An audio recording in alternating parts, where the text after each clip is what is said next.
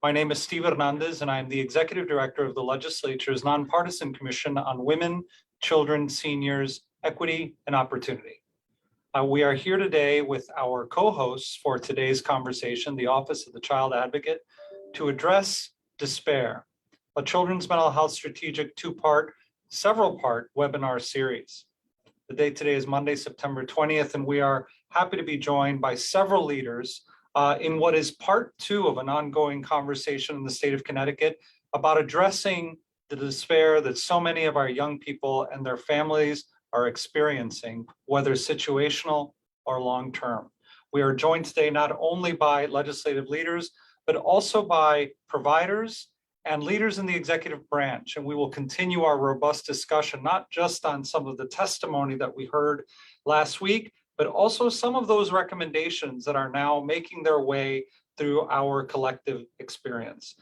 Before we go any further, I would love to introduce my co-host for today, and that is Sarah Egan, the Chief Child Advocate for the state of Connecticut. Welcome, Sarah. Thank you, Stephen. And it's my pleasure to be with everybody again today as part of an ongoing community and stakeholder discussion about our children's mental health system. Really happy to see so many of our partner agencies and policymakers able to join us today, and hope folks are able to watch online as we talk more and more about what are our ideas to make sure that our children's mental health system is as responsive and available as it can be to all children, wherever they live, whatever culture they come from, whatever language they speak, whatever their race or ethnicity, whatever their needs are, so that the system is as responsive as it absolutely can be to all children and all families. And there are so many folks joining us today who have a role to play and have ideas and observations that we're really interested in hearing and sharing. And we hope this conversation and the ones to come are very solution focused. And we look forward to hearing folks' reflections on last week's community conversation, how what we heard last week may resonate with you all and what you're hearing in your communities. And then, of course, how do we continue to move forward, and what are folks' recommendations for things we want to see happening within our mental health delivery system? So I'm humbled to be here with all of you, and I'll turn it back to you, Stephen. Thank you, sir. I do want to acknowledge that we are in the presence of CTN, who is broadcasting live today as well. We also have our viewers with us from Facebook Live who have joined us, and we're so honored to have several of our state leaders here, some of the most empathic and hardworking people that I know in this space, in these spaces. We're joined by Senator Kathy Austin. Welcome, Senator. Representative Tony Walker. Welcome, Representative. Representative Liz Linehan. Welcome, Liz. And I'm just calling you in the order that I see you. And of course, Representative Kathleen McCarty. All dear friends, and of course, all committed to this work. It's because of you that we're here today, and we know that in order to respond to this crisis. So I want to start with you. I'm going to put you on the spot right away, but I know you've been thinking a lot about this. And Senator Kathy Austin, if you could just start with some of your modest reflections on what you heard last week, maybe what some of the children spoke about, or maybe some of your bigger thinking here. So actually, I've been a long time proponent of more mental health treatment and easier ways to reach people with mental health. And I thought that the last week's webinar was very impactful for people who you don't normally get a chance to hear from. And I think that that's, those that are families who have a child that has mental health issues, those young people with mental health issues that had thought about committing suicide that were able to talk about it, those who really have nobody to turn to. And I think that this is something that we have to do. I've always said that if we could deal with this issue, we would have less people incarcerated. Would have more people that were able to move forward in life with a high school diploma and an associate's degree. These are the things that hold people back without recognizing this. And while I'm not an advocate of seeing our state hospitals return, but we made a promise, and the Keep the Promise Coalition is a group of people that I pay attention to, because we said we would take the dollars that we were spending on the state hospital and move those dollars over to community supports, and we have never done that. I would say in this last budget, we did supply providers with a large number of dollars, and we were earlier today talking about community development block grants relative to mental health and a number of other issues. And we see that people are starting to pay attention. My fear is that it's not enough, and it's not coming out fast enough. And I think the pandemic in and of itself has created some concerns amongst people for not getting that out, those dollars out to support those programs. But I also think we need to invest in the critical human infrastructure relative to mental health. We don't have enough social workers. We don't have enough psychologists or psychiatrists. What we do is we expect people to make appointments with people, and we don't have enough people for them to make appointments with. And I often think that if we don't start looking at this more comprehensively, and we'll look at medical issues, but I think many medical issues lead to mental health issues, and people are all too willing to say to a young person, well, you're this, that, or the other thing, whether you're a paranoid schizophrenic or you have depression, just get over it, just get over it. Or they'll say, instead of looking at the real causes of things, and they do this not only with young people, they do this with older people. It's very easy to say to an older person, oh, you're senile, you have some form of dementia, instead of looking at the medical components that can lead people down these paths. So I was very impacted by last week's webinar because of the stories that people told. And I think that we need to really address mental health concerns across the board throughout the spectrum of someone's life, and recognize that that people just can't pick themselves up by their bootstraps. If they have a mental health issue, that they should be treated with respect, recognizing that there are, like someone who has a chronic cardiac condition, there are people that have chronic mental health issues that we should pay attention to. Thank you very much. Thank you, Senator. And Senator, I was hearing echoes of a conversation, one of the conversations that you and Representative Walker and I joined, where we learned that despair can be clinical, but it can also be situational. So Representative Walker, I'd love to hear some of your reflections on that.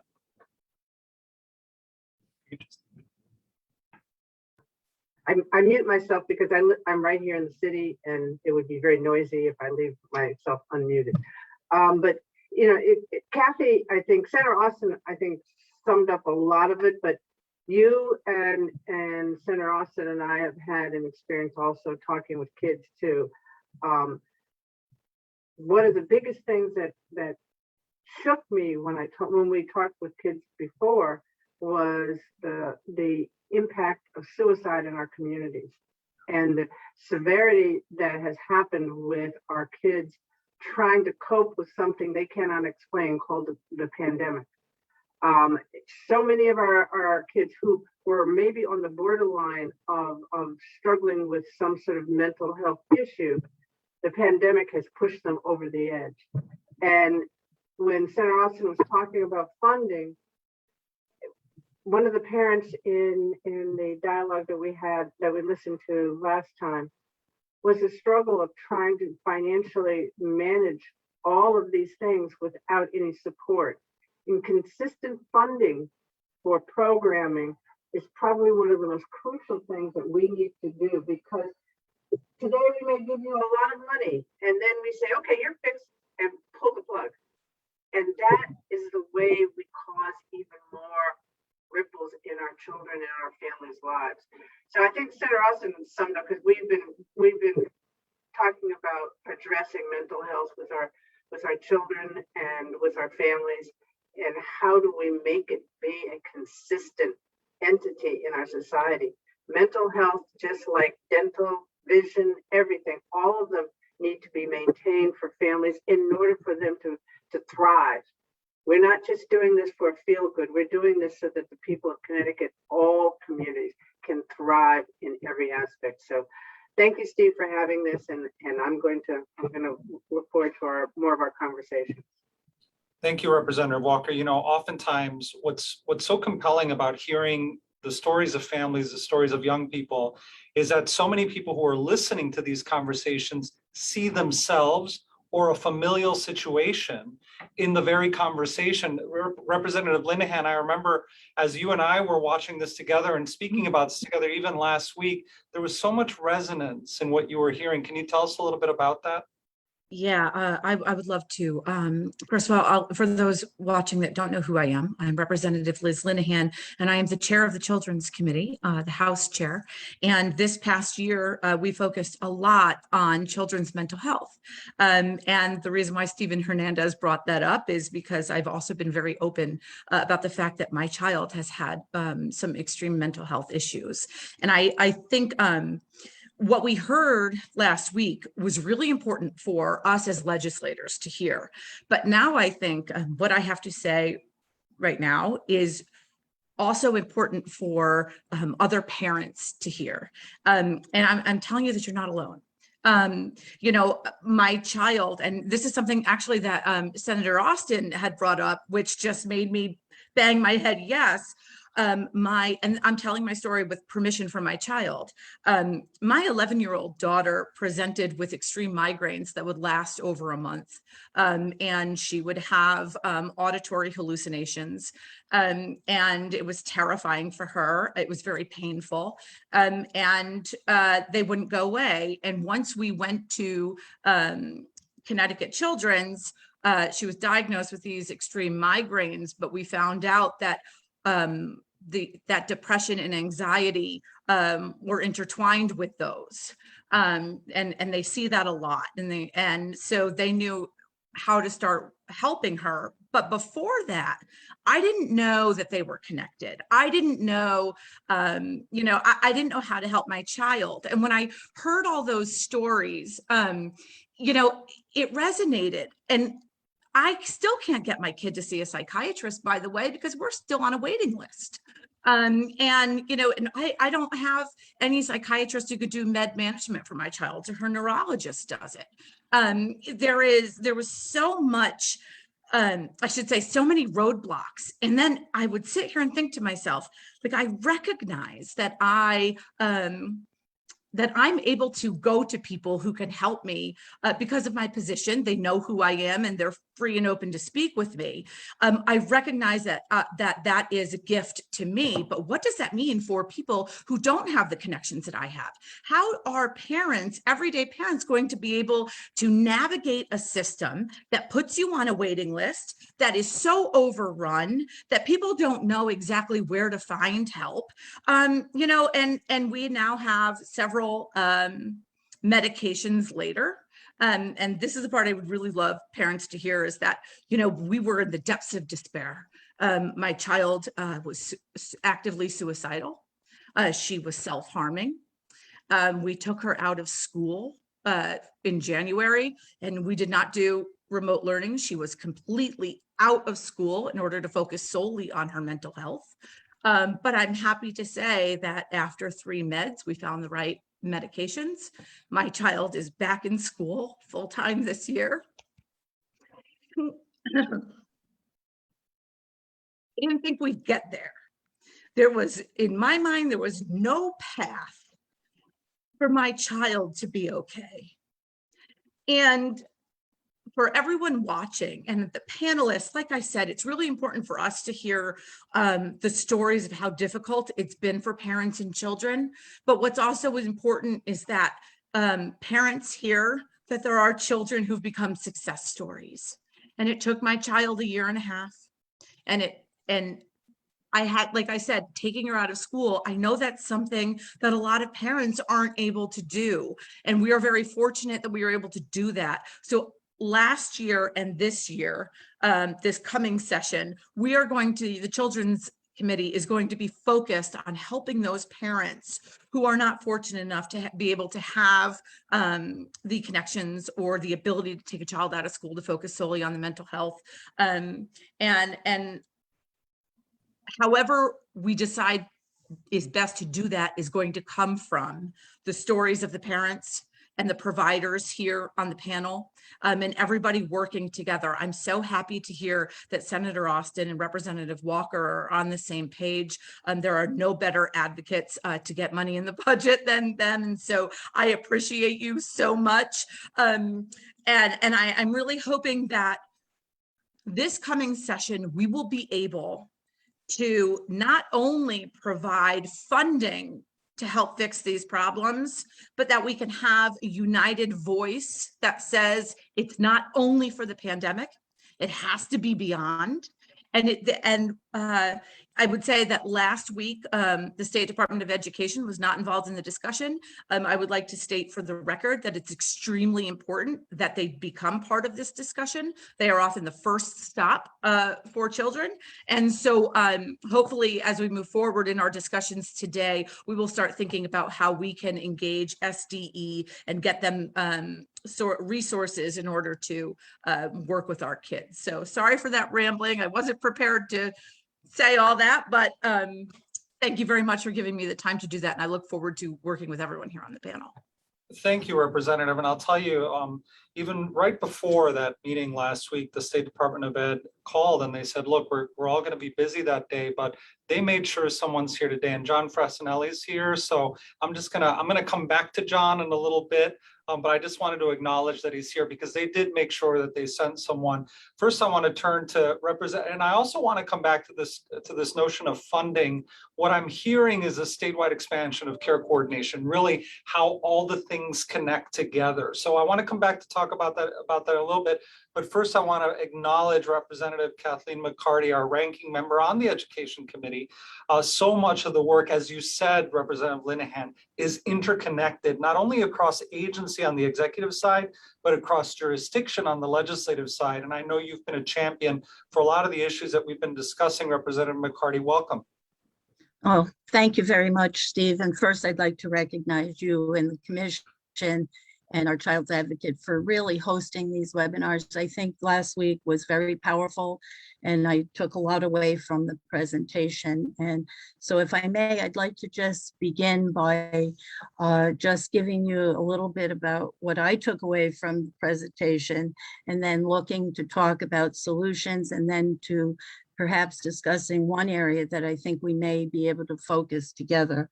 But first, kind of echoing your comments just now, but I think one thing that we learned last week was like we need to continue to work with coordinated services between all of the agencies. And I think we've made a lot of progress in that area, but I'd like to continue to see that. And I'm sure the Department of Education will be well presented and represented in that regard.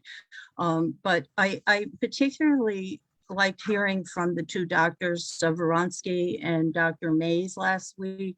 And I thought they came out with some very solid recommendations that we should be looking at. And I know Senator Austin mentioned, I think workforce retention and development is going to be key.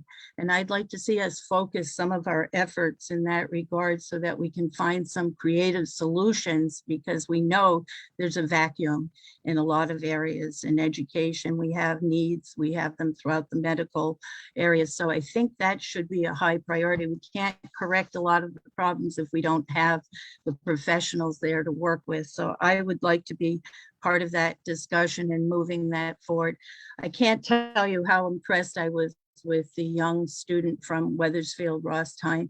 He really gave the message that one person in your sphere can really be so important, and we can't overlook that. I did look, when we looked at the block grants, there is an increase in suicidal thoughts within our youth. We need to focus on that. I think one area that I have seen, if you'll permit me to say this, where I think there's a gap, and I mentioned it to the commissioner at DCF, and I'd like to point out that when there's a tragedy within a family and a loss, it's very difficult to find services for children under the age of 16 with, not in all services, but in grief counseling. I know the Cove exists, but I would like, and I hope the child advocate would agree with me on this assessment. And I want to be upfront. I have to go back through, look at the children's behavioral health plan and really look to see where those gaps are identified as well. But I can tell you from in my own family and personal experience, it's been very difficult to find grief counseling for children that are under the age of 16. And I think it might be worthwhile for us to perhaps look at peer-to-peer services with our young people as well.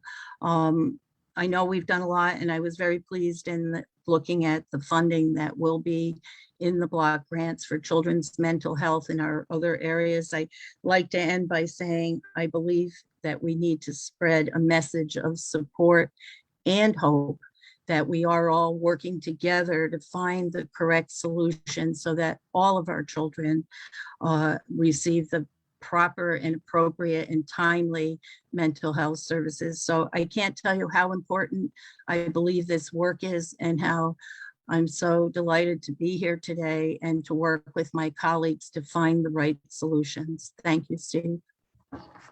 Thank you, Representative, and thank you for mentioning peer-to-peer, because what that prompts for me is that you're talking about a spectrum of response, whether it's on the preventive side, whether you're talking about trauma-informed practice or crisis response. There is a spectrum of response that we have to be attuned to, and that requires coordination not only of the different infrastructures that are there, some of which, by the way, need to be buttressed, need to be built up a bit, but also those systems that may not that may not be there yet. How is it that we build up those other systems? So I'd like to talk about that coordinated system of care, because a coordinated system of care requires a coordinated commitment to funding, right? So I know we don't have any shy participants on our call today, but I know that this is something that you've been thinking about as not only as leaders, but also as practitioners in the field.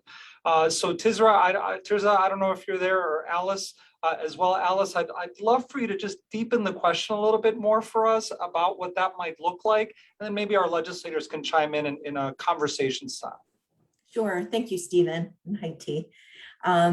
So this is something that Clifford Beers and many agencies across the state have been very committed to. And DCF has been committed to, is developing a coordinated system of care.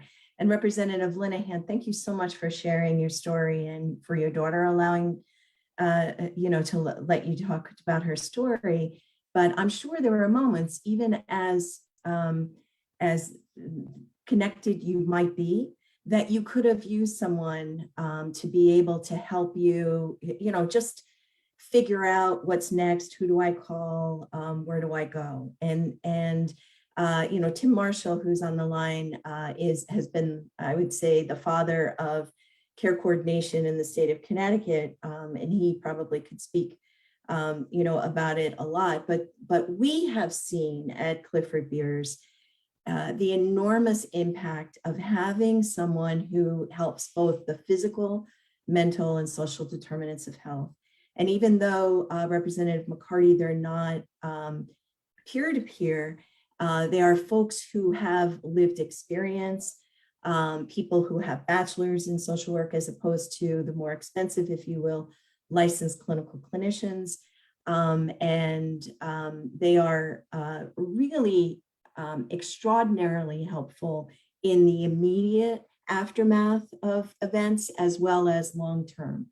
And the biggest issue that we have right now in Connecticut is that all of those services are funded and by grants, and they're funded by specific populations. So Tim could talk, there's the community support for families, there's care coordination, system of care. Tirza, oversees a lot of them. We've been able to, at the clinic and other agencies, have been able to raise dollars for school-based care coordination. And our sister agency in Mid-Fairfield has care coordinators, but it's all private funded. We are one of 8 states in the country that is testing a pilot of care coordination through the Center for Medicaid and Medicare Services to be able to look at what would a funded system of care look like for the 30,000 kids and pregnant women in New Haven. We have a 7-year pilot project that we're working on that is launching actually into service provision in January 2022. We've been planning now for the last 2 years.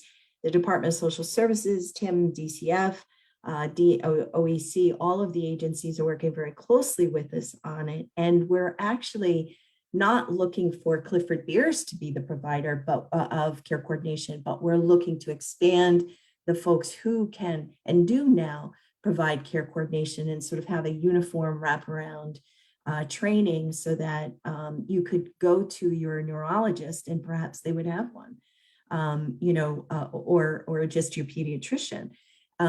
Right now, the state is testing an alternative payment methodology based on the tiering need, tier 3, tier 2. But of course, it's not ever going to be enough. And I don't mean to sound like I'm the person, with a handout, but we're working really closely with the Department of Social Services to make sure that it covers.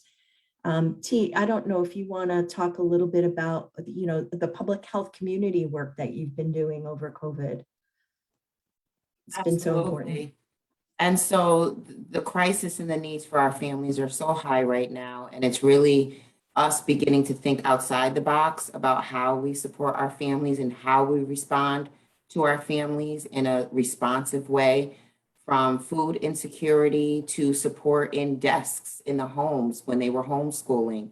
The needs, the uptick in community violence has definitely impacted our communities.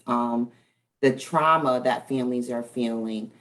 So right now is definitely a time to really look at care coordination and not thinking about it from the clinical sense, but all the wraparound needs that our families are facing, from making the phone calls to who they contact, when they contact, organizing providers. What are the outside and those basic needs that families are asking for to just help them just a little bit out of kind of this crisis that families are feeling. And so care coordination is definitely a need. It's something that has increased since COVID, and being able to support those families and being responsive immediately instead of putting families on a wait list. It's not going to work. Yeah, and I think the reality is, Representative McCarty, I've had a loss in my family. My brother's wife died, and the enormous loss for the family was mitigated by the community that they lived in, somewhat affluent community in New Jersey, right? And what we have here in our urban settings are amazingly wonderful community members who are doing some enormous reach out, like the women who've lost children, Representative Walker, I saw you at the opening of the community violence garden, who are doing really amazing things, like just a basket after a death has occurred or a shooting has occurred, a basket of needs. Tirza's raising money to buy Ring doorbells for people in the community because that makes them feel safer. These are real, tangible things that our families need to know that they're not alone and to know that they feel connected, and to have that kind of workforce, be it peer-to-peer or people with lived experiences, people who are very knowledgeable of medical systems. There are a lot of people out there like that. We just have to fund it. And you're going to get approaches to it through community health workers. You're going to hear all of these terms, right? Community health workers, care coordinators, wraparound, case management, all of those things. But we believe the wraparound model is the best model because it actually takes the whole family into consideration, and it's strength-based, meaning the family tells you and leads you what to do. Representative Linehan, you could have said, you know what, I really need an hour to just go to Starbucks and clear my head. Not that I think that you would do that, and trying to make that happen as a primary intervention as opposed to, the right medical treatment, which might be down the road. So I think that we're really lucky in Connecticut to have Tim and his experience of developing wraparound, but we do have to have it as a coordinated system that is expansive to both private and Medicaid, private funded, Medicaid, self-pay people, and it needs to be covered by insurance. We need some extra support to be able to do it. And the data systems like Representative Walker, you mentioned earlier, need to be in place so that we can do it. We're piloting it, but 7 years is way too late to wait. So Tim, I'm sorry if I. Can I just jump in? I'm sorry. Can I just jump in real quick? I want to hit what Alice was talking about, is that we have an issue about funding and how we fund these types of programs. Everybody cannot be Medicaid certified that deliver these programs. We have people in the communities that they can't afford to get that certification, but their heart and their commitment and their drive to make their communities safer and more receptive is huge.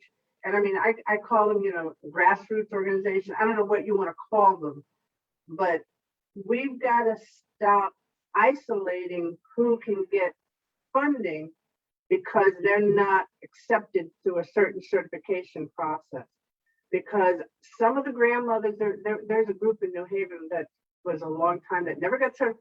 They were called Grandparents on the Move. And they were the ones who sort of helped birth the children's probate court, because they embraced their friends, the people that were in their churches, their neighborhoods, and said, their children need socks. Their children need a hug. They just need to, but we've got to pay for that. So I just want to broaden our scopes to understand that there's so many ways that we as a state need to open our doors of funding to hit all the opportunities that are there for everybody. Because telehealth is not always the way people need to get a hug. A hug can take away so much. So I'm sorry, I just had to jump in. Thank you. Thank you, Representative Walker. I mean, essentially what you did is you just described wraparound. And wraparound can be that community effort that wraps itself around a family, or that hug that you're describing, which is a mental health intervention, by the way. So thank you for saying that. Tim, you've been mentioned a couple times in terms of that beautiful distinction that was drawn between coordinated and wraparound. Can you reflect on some of what you've heard? Sure, and I appreciate it. Thank you. And I thank you all for both last week's comments and this week. So from my perspective, so I've been doing this work now for 21 years, and in the position I've been for the last 15 to 16 years. And a lot of the comments have been, although things have gotten better, they still remain similar. But I've heard, and I'd like to comment on a few things around prevalence, the service array, the coordination, and maybe evaluation and quality. So just on prevalence, and I just want to kind of ground people in. So historically, before pandemic times, prevalence rates suggest that about 10% of all children have a serious emotional disturbance. It's a terrible term, it's a federal term, but a serious mental health challenge. And then there's about 20% on an average year who would need or develop a mental health condition that would bring them or should bring them in contact with the professional system. Other data nationally tells us that only about half of that 20% actually seek help from the professional system. So if we just take those basic numbers and we apply them to Connecticut, we have about 800,000 kids in Connecticut. 10% is 80,000, 20% is 160,000. So before the pandemic, we had 80 to 160,000 kids in Connecticut who need some kind of mental health response. And again, historically, if you believe the national numbers, of that 160,000, only about half would seek. The most robust systems in the country, of which Connecticut is one, touches about 40 to 50% of that need. So right off the bat, we know it's a supply and demand issue. Now let's add the pandemic. National, I've seen a 45% increase over that 10 to 20%. And I have seen another national suggesting that about half of all kids need some kind of mental health response. So in Connecticut, that moves us from 160,000 to somewhere in the neighborhood of 300,000 or 400,000. So even if we had the most amount of money available, that's a tremendous need. So why I do put that in place is because, one, it forces us to get back to kind of the natural processes by which I think Representative Walker, you were kind of implying in some of the activities, and that is, how do we do a better job at, one, keeping kids in groups? Kids thrive in groups, and in fact, the virtual experience is the exact opposite of what kids need to flourish. And so we have to counter that virtual isolation. So prevalence is one. Second, this planning process and how do we manage is a really, really important piece. I just want to comment that care coordination in and of itself is not a service, it's a process. And what that process, when it's done well, helps number one, put the family in the center and in control of what their needs are. And if it's done well, the first thing that is going to occur, and sometimes without the family knowing it, is identifying what the family's strengths are, because it's going to be an identification of the strengths that you're going to see other opportunities to utilize the normal, healthy development process and structure in which a family resides. So faith-based initiatives, the neighbors, the Uncle Harry, who's not an uncle, but is an important part, all those pieces come into place. And so the care coordination process is really about a teaming process and a coordination process. And it's really an attempt to acknowledge and formally state intentionally whom and what are the natural and informal supports normally in a child and family's life. And that for whatever reason right now, that's either not available or not enough, but it's still important to acknowledge. And then the second piece is to acknowledge what is the professional need that we need to engage the more formal professional group. And you have those two needs that are clearly identified. And then you have the strengths of the family guiding and directing that. And what a good planning process would do is, again, making sure, preference being the parents, but it could be another family member, that they're in control and they're driving and they choose who's making up their team, not only the informal members of the team, but also the professionals. But from there, that they then get the service that they actually need. So good, effective systems do that really, really well. What we've done well in Connecticut is build and to fund, as we said earlier, and it doesn't feel like it, particularly after last week's comments. And when you highlight the challenges of the system, you realize that we're still very inadequate and a long way to go. But one of the things that we've done, it's very easy to just build, and it's easy to be fragmented. It's hard to be integrated and coordinated. It takes a lot more work and it takes a lot more energy. And it takes a lot more intentionality. And I think that's probably been Connecticut's biggest challenge. If I was to have my wish and desire and say what has occurred in the last 15 years, which has been really wonderful in a lot of ways, with a lot of shortcomings, I would say the one thing we should have and could have done better, but we missed opportunities, and that was coordinating and integrating and being better on the same page.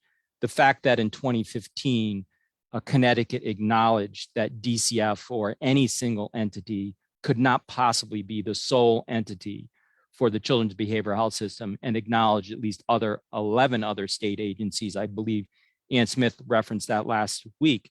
We're probably in the neighborhood of 16 or 17 or 18 agencies.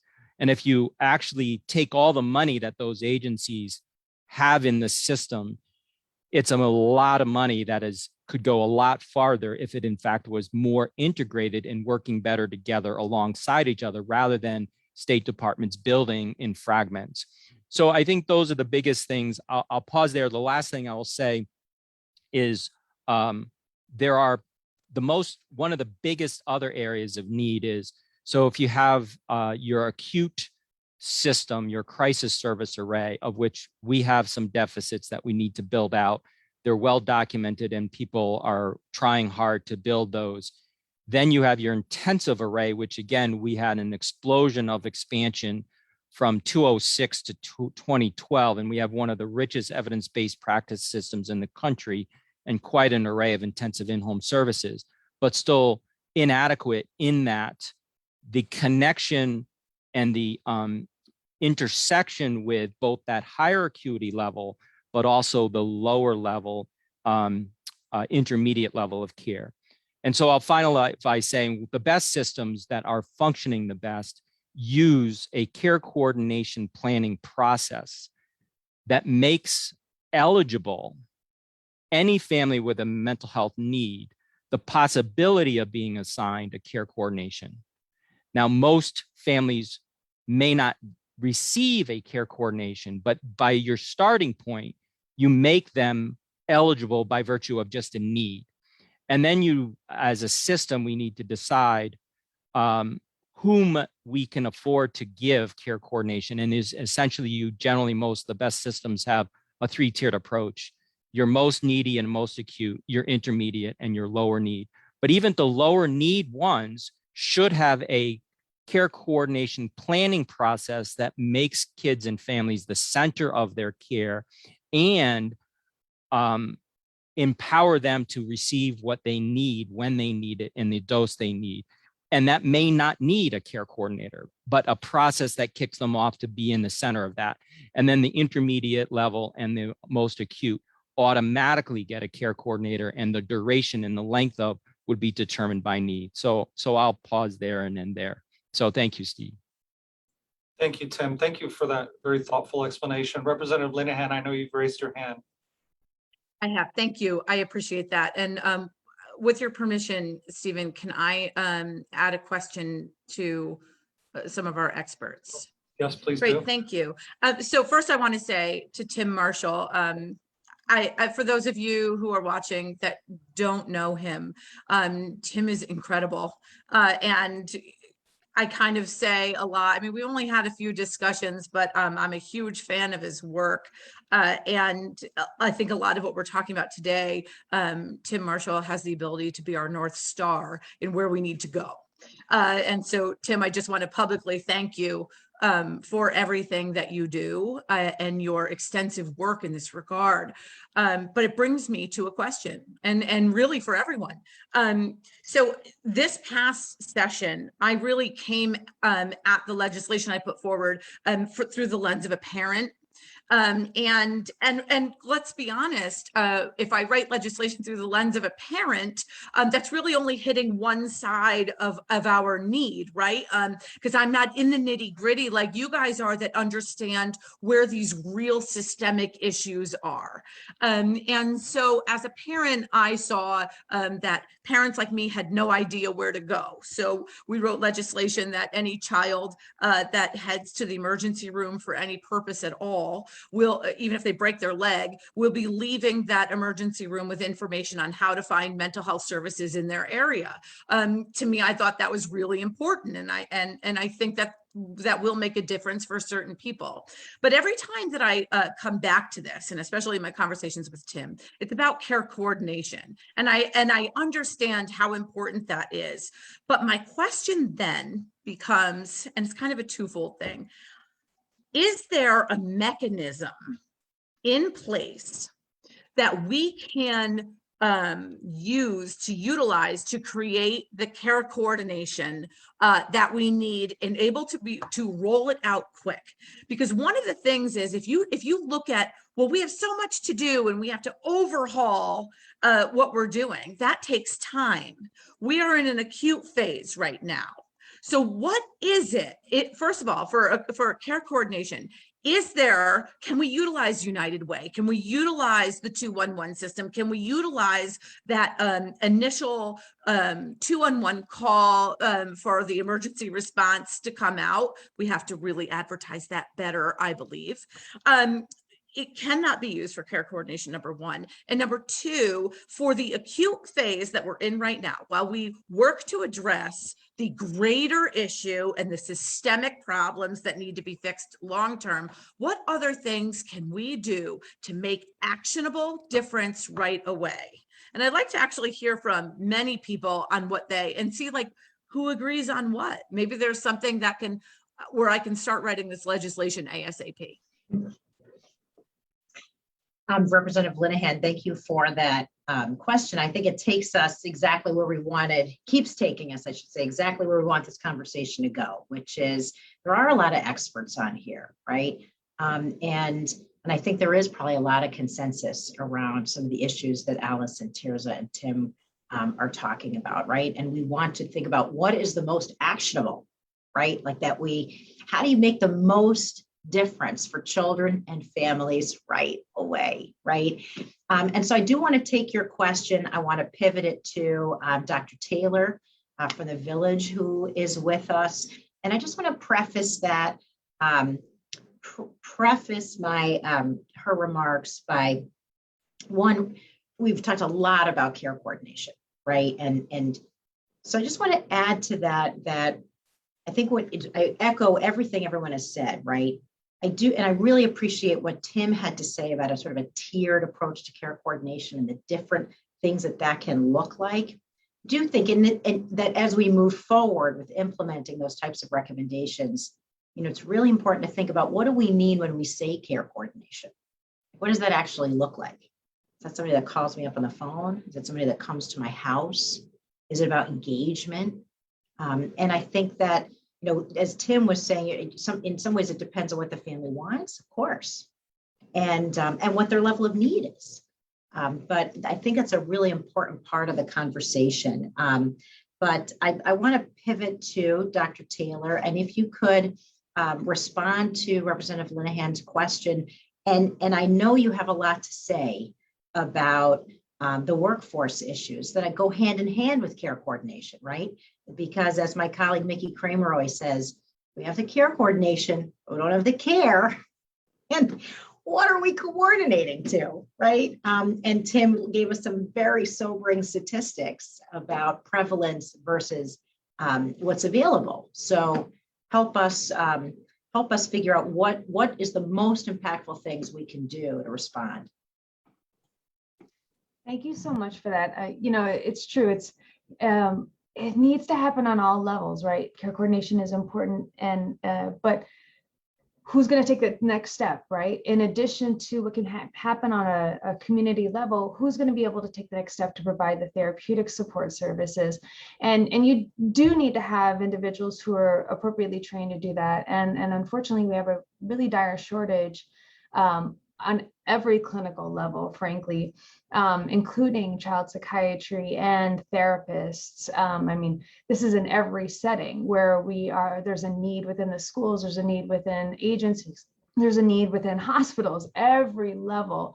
There's a need for the professionals that know how to deliver the care to the children and families.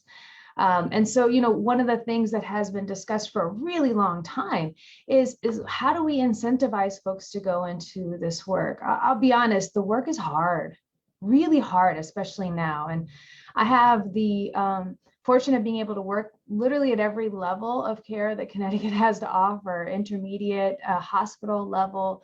I'm presently, the medical director for the Village, and I oversee outpatient programs. I've worked in outpatient programs. I see kids in the extended day treatment, as well as in our subacute facility. So I have a very personal experience with all the different levels of care. And it's hard work. It's hard work, especially now when you have so many kids and so many families in crisis, and you have a lot of kids who wind up stuck. Our workforce is getting burnt out, dealing with COVID, dealing with the stress of everyday life of what we're all handling, as well as being present and caring for these kids who are struggling greatly. Even as we're on this meeting, I'm getting text messages to ask for help with kids who are acutely in crisis right now, like literally right now.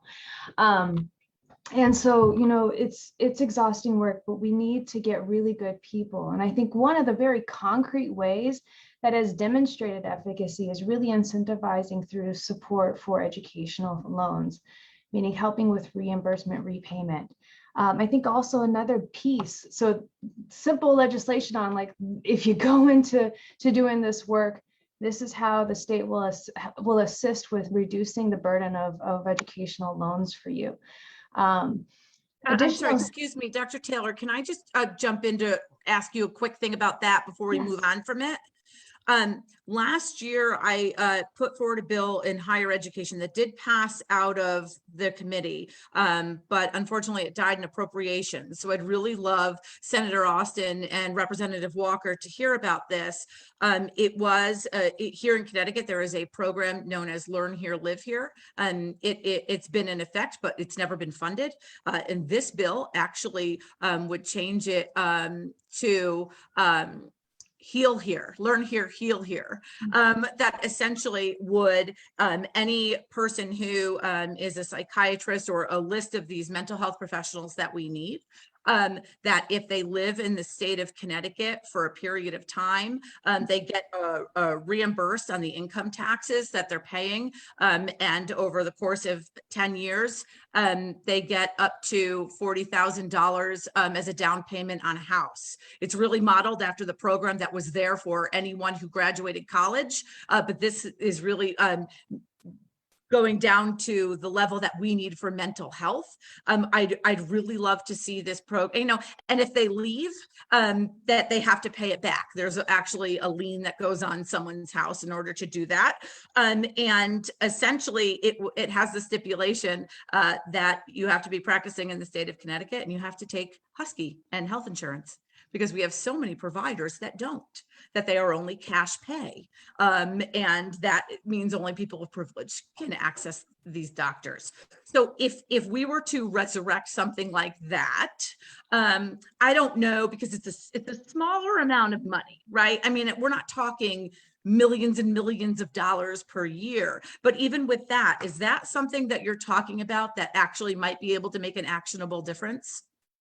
I think that that's a really innovative and excellent idea. I would say I'd like it to be paired with parity though, because it's really been up to the states to determine parity for mental health services. So being able to encourage people to take private insurance, to take Husky Medicaid, I have always, and it's firmly a part of my belief for care, is that to take private insurance and Medicaid. I've also been fortunate enough to be supported and working in places that allowed me to do that kind of work. But if you're an individual practitioner, if you're going out there and you're wanting to take private insurance rates, it's just not sustainable. Like, it just plain isn't.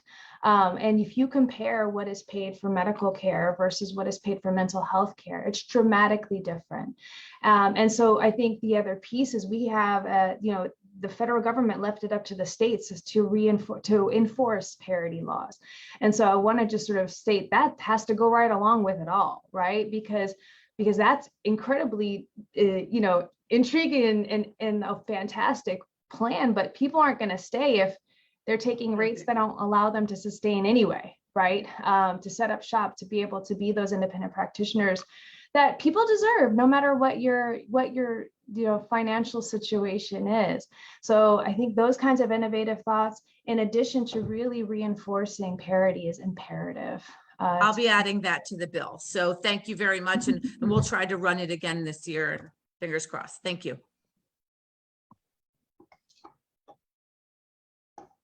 Well, Stephen, I apologize. Stephen, if I could just jump in on that. Go ahead, John. That's great. Thank you so much. John Fresnelli, I'm Director of School Health at the State Department of Education. Thanks for all the great conversation. Such a wonderful, coming together of all of these great partners. Representative Linehan, that's a really critical piece because, under the American Rescue Plan, I can tell you that virtually every district in Connecticut is putting money from the American Rescue Plan dollars into student support services, trying to find and onboard school counselors, school social workers, school psychiatrists, contracting with board certified behavior analysts and family therapists and stuff.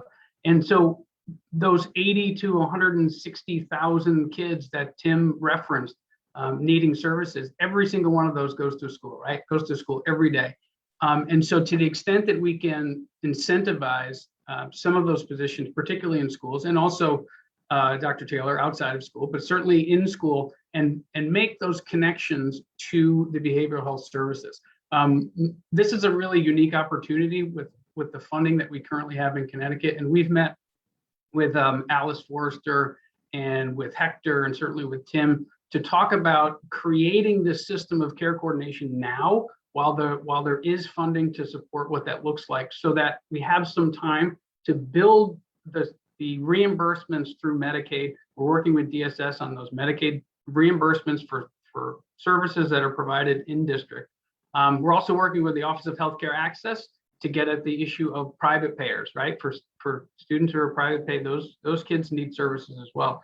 So all of that to say, we're looking at that model that we're all talking about to try to make sure that that's sustainable long-term, even after this infusion of dollars is happening. I also want to acknowledge other partners on the line, Jane Baird and Howard Zabrowski from the Connecticut Children's, who have just been great. They're a wonderful organization that is really looking to be a major player statewide. They've assisted us with providing all kinds of webinars and outreach to parents. We've had webinars with their doctors, pediatric behavioralists. We've had thousands of parents on there to hear how they can support their child's social, emotional, and mental health. And so that continues to happen. And then there are a number of other things that I can get to if we have time that the department is rolling out, including a student strengths assessment, which is a social emotional assessment for teachers to recognize what supports their students need in order to increase resilience. And also we're rolling out something called EdCert, which is a similar program for school staff, right? Because school staff are under a tremendous amount of pressure and they can't support their kids and their kids' families in schools if they don't have the supports as well. So for those of you who know me, I work in child nutrition a lot, and we used to say that a hungry child can't learn, but we certainly know that a child in crisis and a child experiencing trauma is no better able to learn. So thank you. Thanks for the opportunity, Steve. Thank you for that, John.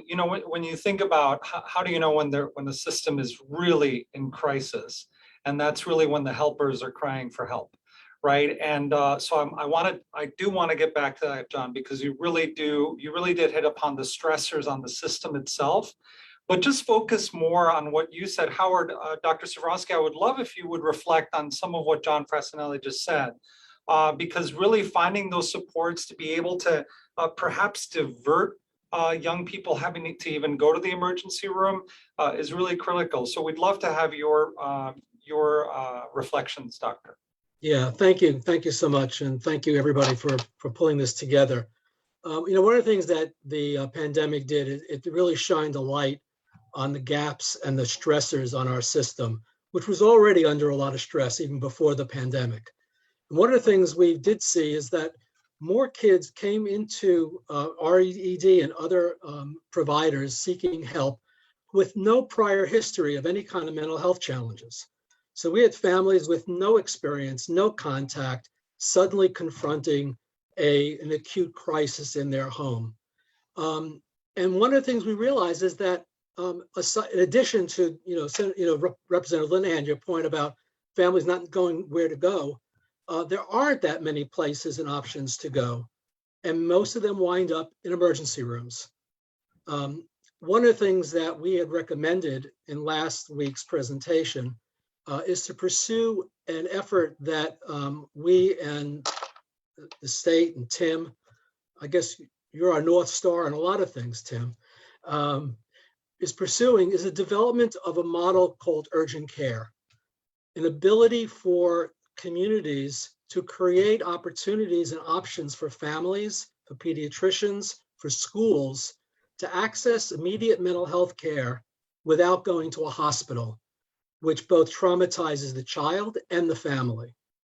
It's a new model that does not exist in Connecticut, except on the medical side, and something that we can learn from our medical practitioners is a really valuable and productive option that families should have.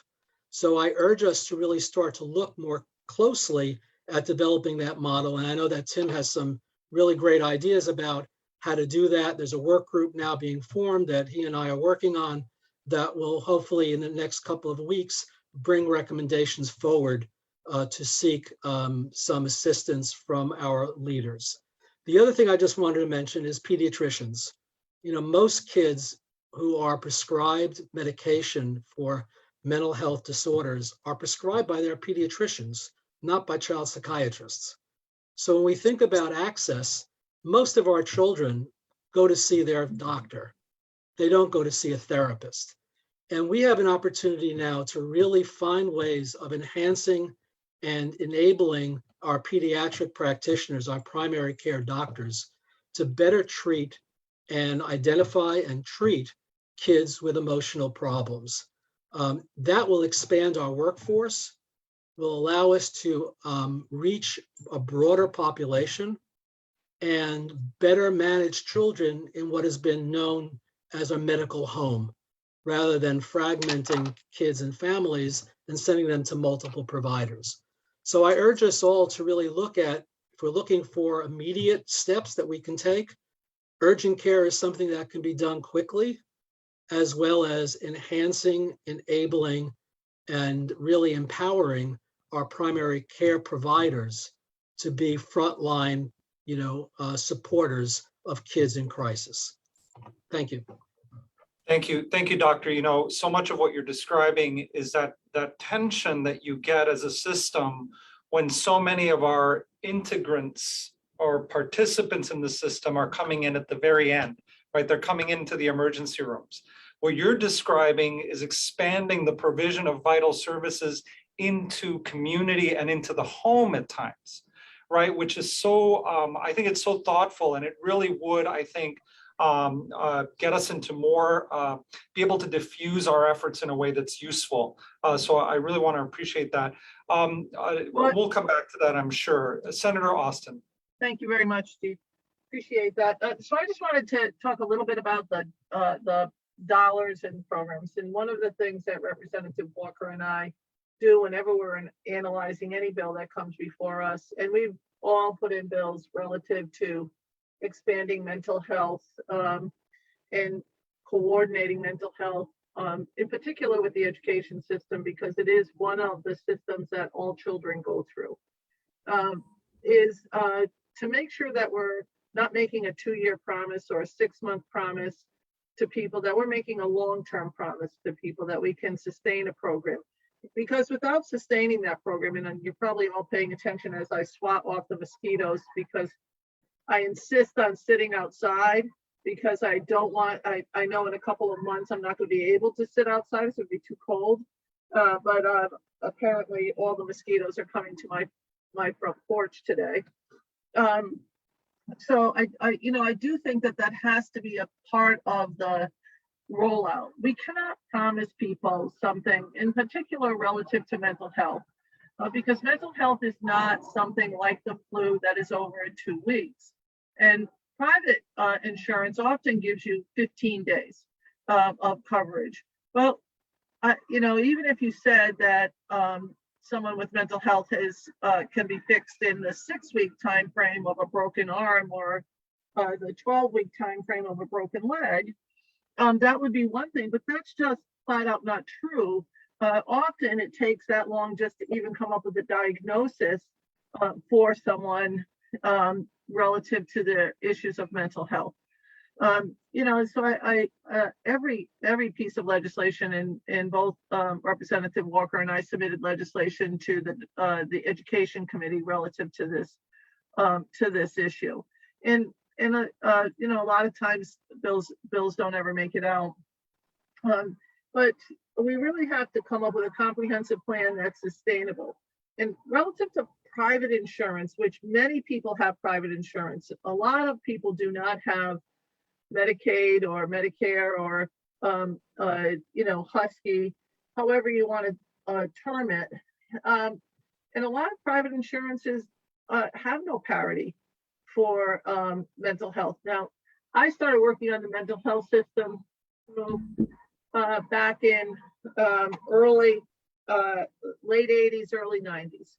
and recognized that a family member of mine needed some significant help, ended up spending some time at PHPs, partial hospital programs, spent time at in-hospital programs, and did some work relative to having the family involved in things in the school system. And I recall having a teacher one day say to me,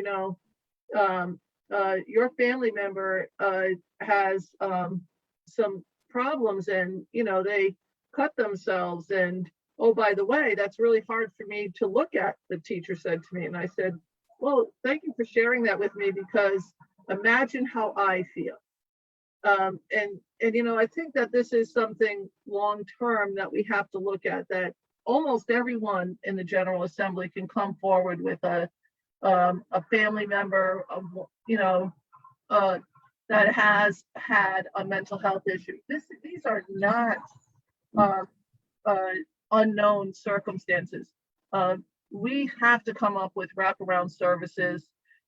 There was a program that was in New York City that was rather expensive, that talked about a hospital system that went down to kind of like a partial hospital system that went down to a community system, but they used wraparound services of social workers, those involved with the criminal justice system, those involved with the medication to make sure that the medication is not gone awry. These are complicated, long-term issues that we have to deal with.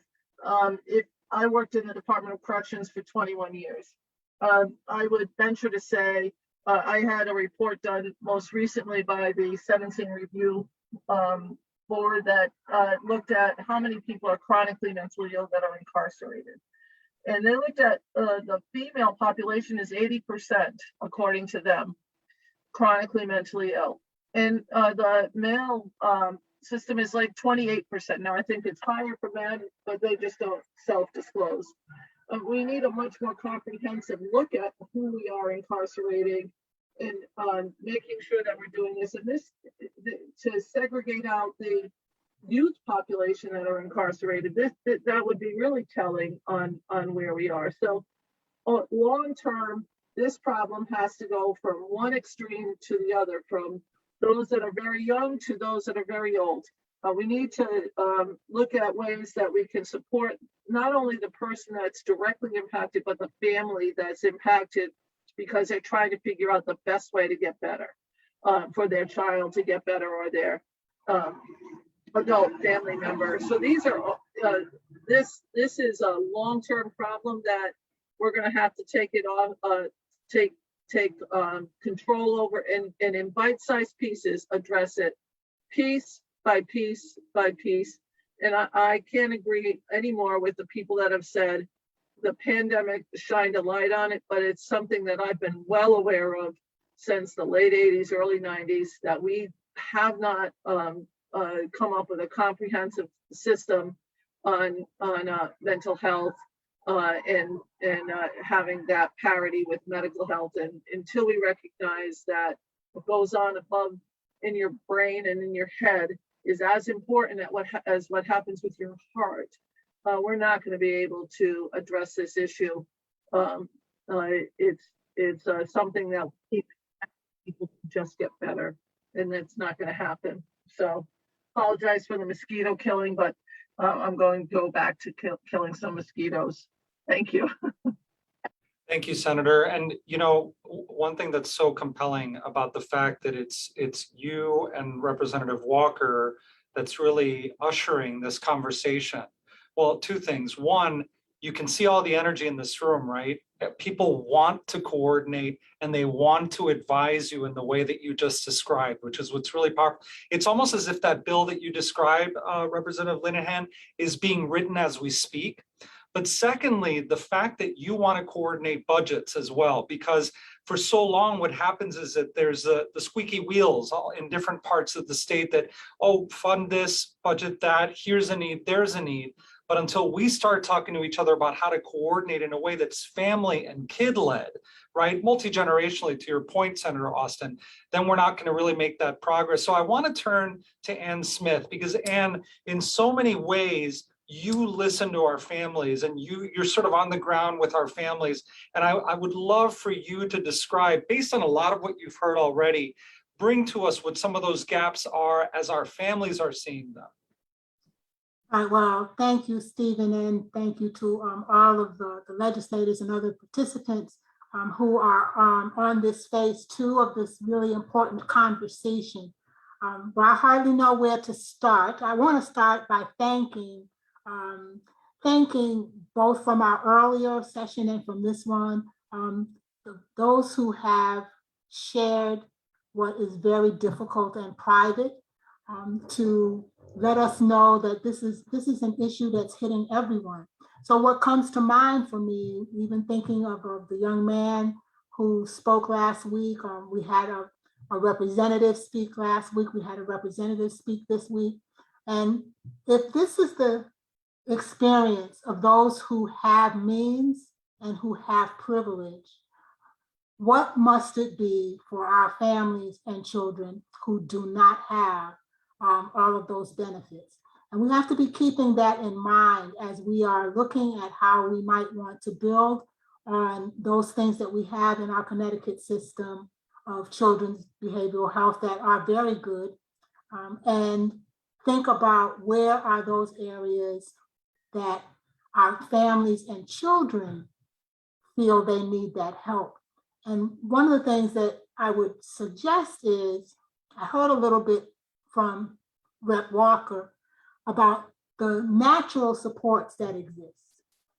So we have within our communities that are struggling the most, we have services, providers, natural supports, families, extended families, faith-based organizations, neighborhood service organizations who are picking up the pieces when our system doesn't reach down far enough, isn't inclusive enough, does not reach out to people in a way that they can receive that help, is not culturally responsive.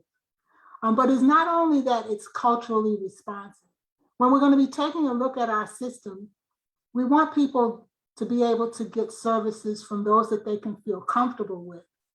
So even as I hear about the workforce development concerns that we have, another aspect of workforce development is that we really do not have a workforce that is representative of all of our children and families, or even a good portion of them.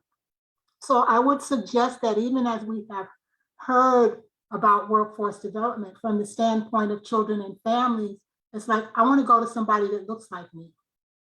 I also heard a little earlier about the stringent requirements that we have, and in no way are we looking for us to reduce the requirements to a point where we're not ensuring safety and high quality service delivery. But I would be challenging us to take a look at where we have in our processes, in our regulations, in our policies and procedures, where do we have barriers that perhaps we're not thinking about that can be moved, minimized, reduced? And what are also some of the ways that we can support diversification of our workforce? Because a lot of what we see and hear and experience is that certain families, certain children, they're not comfortable going to folks that do not look like them, do not share even a passing knowledge of what their cultural norms are and what are their family and other kinds of support systems that they have. There are, in the same way that you have heard a little earlier this evening, I'm sorry, a little earlier this morning, I think I'm rushing the day, is that, you know, you want to take a look at, it has to be individualized, okay? So this is not a business where we can do one size fits all. So we need to be able to, however we are going to improve our children's behavioral health system, make sure that there's diversity of input right from the outset. And so one of the things that I would like to offer is that we need to have diverse opinions, input, and recommendations from children and families. You know, there's been an incredible increase in youth voice in terms of advocacy around the services that they receive. How are we incorporating those voices even into this series that we're having, these conversations that we're having, and how are we taking that to the community? Now, I would say also from a historical perspective, and I think Tim had sort of alluded to 2015, I will go back even further to the inception of our children's behavioral health plan here in Connecticut, which very unfortunately grew out of a tragedy. It grew out of a crisis. But I would submit to you that today we are in a crisis and we are looking at tragedy and an imminent tragedy, or maybe I do want to say an imminent strategy, but and we're looking at a tragedy in the making, because when you pay attention to the data that Tim shared, when you peel that back, there's data that shows that there are certain subpopulations who are experiencing the trauma, the chronic stress, the mental health issues from COVID-19 at a very much more alarming rate. We have to take that into consideration as well. From another piece of it that I think is important is just that we're talking a lot, and rightly so, about the challenges at the acute level and at the intermediate level. But I think that we need to make sure that we are investing in the prevention and intervention services within our system to try to make sure that our kids don't even meet that level of service need. One other area that I would like to share from the family perspective is the role that family engagement, the role that peer support and people with lived experience play in a supportive role, but also in an informational role. And so it's really important that we do everything that we can as we're looking at improving our service system to make sure that we are promoting authentic family engagement, youth voice, that we are looking to the communities that are struggling the most and asking them what it is that they need, because all due respect to each and everyone who's participating here and in other conversations that are ongoing throughout the state, we need to be asking the people who are living through this. And so every time we hear from someone who has experienced the challenge of getting mental health services for their children, we need to be understanding that there are other stories and that those stories are not always the same. This is not going to be a one-size-fits-all kind of a solution. And I know we like to come up with those. That's not what's going to work best for our children and families in this scenario. Lastly, I would just like to speak to the issue around the coordination and integration across systems. And so when I think about how we want to have a better integrated children's behavioral health system beyond the 12, and I guess Tim might know 12 to 16 or whatever that number needs to be, what it is we've got over a dozen different entities touching our children's behavioral health system. The coordination across those agencies, that's going to be key. And there are fundamental challenges to that. There's data sharing issues, data collection issues. There are different regulations and laws, but we need to really do that hard work to make sure that the agencies can collaborate and coordinate. We've got agencies that are doing some really great things, and we don't necessarily have coordination with other agencies that are doing parallel work. So I think that we want to really make sure that we're taking a look at that. And then since I do have the ear of a lot of legislators right now, I want to suggest that that integration, that coordination, it's also important at the legislative level. And right now we have, I don't know the number, but if we have 12 different agencies represented on the Children's Behavioral Health Plan Advisory Board, I would venture to say we have a fair number of legislative bodies, advisory groups, committees that also touch our children's behavioral health system. And so I think the question was posed, what can we do?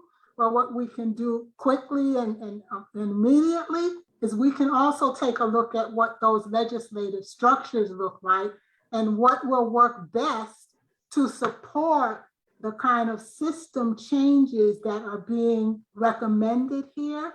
So let's be taking a look at not just the funding, but let's be taking a look at the legislative and policy underpinnings that are supporting the silos and how can we break those down. So I'd like to thank you all. And I welcome any questions. Thank you, Anne, so much for those comments. Boy, I mean, we could keep this going for 4 hours. You know, I know we all spend, we just could talk about this forever. There's so much to say and there's so much to do. I did want to, and we're not going to be able to get to everybody in this one conversation, unfortunately. I did want to say couple things. One is that this is not the end of these webinars, and I love to volunteer Stephen for these webinars because he's like the master at the facilitated conversation, and there's so many to have, and we've touched on a lot of them today. There's a lot more to say, I think, about the issues that Anne and Dr. Taylor are also raising with regard to workforce development and culturally competent workforce development. There's a lot more to say about special populations that are dramatically underserved. And Senator Austin talked about some of those folks who are kids who are incarcerated, young adults who are incarcerated, that are not getting their needs met from a mental health standpoint. Talking about something we haven't talked about today, which is people with intellectual disabilities. There shouldn't be a part of our infrastructure that gets developed where the door is shut to people who have an IQ under 70, which is the case today, certainly for many children and their families. So that has to be part of what we're looking at. I do want to, Anne made the comment about one of the strengths of the children's mental health system, and the challenge of it is that it's the planning, the investment spans across so many agencies, from the DOC to the Court Sports Services Division, to the Department of Children and Families, to OPM, to DDS, and across so many legislative committees, the Children's Committee, the Appropriations Committee, the Human Services Committee, the Public Health Committee. And those are strengths, that there are so many parts of our governmental system that are invested in children's mental health. But Representative Walker, I did want to, as we sort of get ready to close very shortly, and ask you, just give you an opportunity to comment on that, or, how do we take those strengths and make sure that we are coordinated in the way we need to, and that we're investing where we need to. But you can also say whatever you want. But I pivot that to you.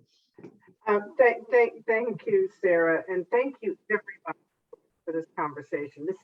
This is a great and there are so many people I see on here that didn't get a chance to get in, and it makes you feel like you're sort of rejuvenated, because sometimes I'm sure many of us on this call have felt like they're an island, because sometimes it's like you're so frustrated and angry with the barriers that we have to try continuously climb, that sometimes you just sit and say, why doesn't anybody else see it? But everybody on this call has put in an idea or frustration that I can connect with so well.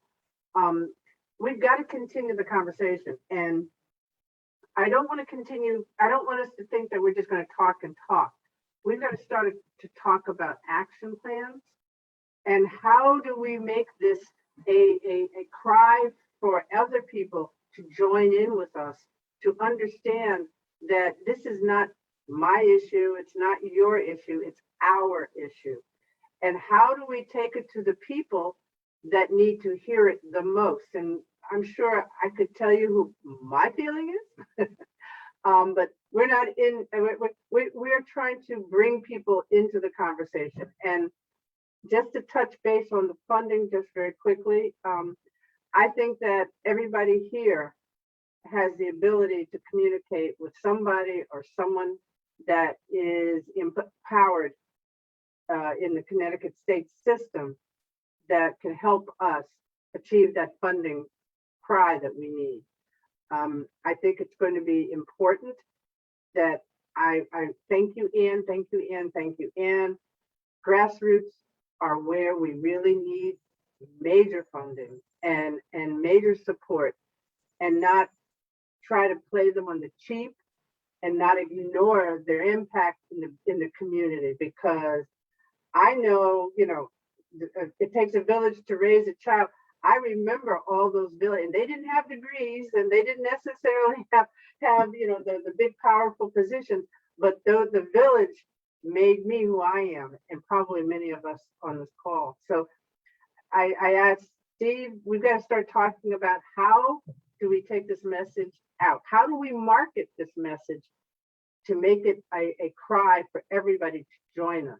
How do we get the parents to join us? How do we get the other legislators to join us? How do we get the advocates to join us? How do we get everybody that has a voice to join us and understand that healthcare and mental health care needs to be a major part of the state budget? It can no longer be you know, a cousin or an addendum. It's got to be front and center, as important to us as education, but education is part of it. Housing, but housing is part of it. But mental health has to be addressed if we want to make sure that our children, our families survive. So I think our next part is, how do we galvanize the troops?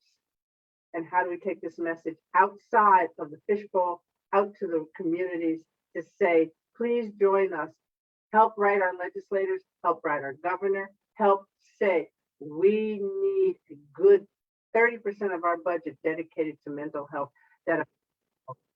So I'm probably going to get a lot of calls after this conversation, but I don't care. See, Catherine McCarty is laughing because she knows, but it is important. And I'm begging you, please, let's continue this, Steve, and let's come up with a plan. This is the best time. Kathleen, I know you're going to say something. Go ahead. No, thank you very much, Representative Walker, but I do agree with you that we need to make this center and keep our focus on the mental health challenges that we face as a state. If I may have this moment, Steve, I just would like to ask Dr. Soboronsky, I hope I'm pronouncing his name properly, if the model that he referred to, the urgent care model, because I think Senator Austin asked that, what do we do immediately? What can we do? And I'd like to receive, if it's possible, some more information. He made reference to the model. Maybe it's being implemented in another state or some other area. I just don't know enough, but I do agree with Representative Walker. And I think we all on this call realize that mental health, we need to do something. And I'm proud of our state, but I'm also, I know that we have gaps that we still need to fill. So thank you very much. Thank you. Thank you all, and thank you. You know, it's not often that our leaders, not only in the Education Committee, but also the Children's Committee, our ranking leader in the Education Committee, but also our heads of appropriation, come to us and put us to work, but also ask us to have their back. And what's really great here is that policymakers and policy shapers coming together to craft this legislation as we speak. I think that's what's happening. So I hear you, Senator Austin. I'd love to have your reflections as we begin to come to a close. So, you know, I think that everybody has really pretty much said where we need to be. Again, we have to make a sustainable system. We can't just say we're going to give somebody something. Mental health does not get over in a day.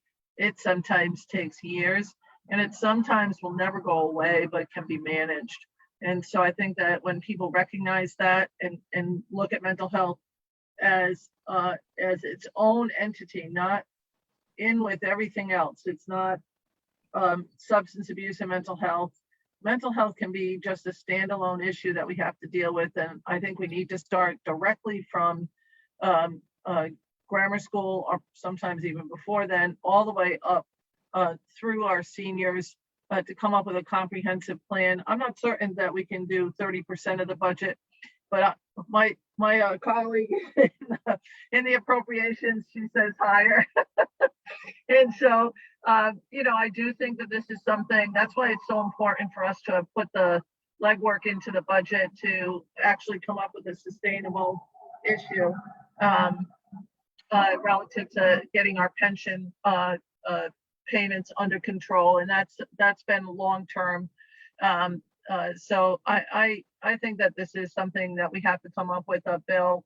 Overall, it wasn't the care system. It was somebody's, I can't remember the name of the young man. It was a young man's program in New York City. And I'll get it again. And I used to bring it up to and speak before I was ever a legislator in front of the Judiciary Committee.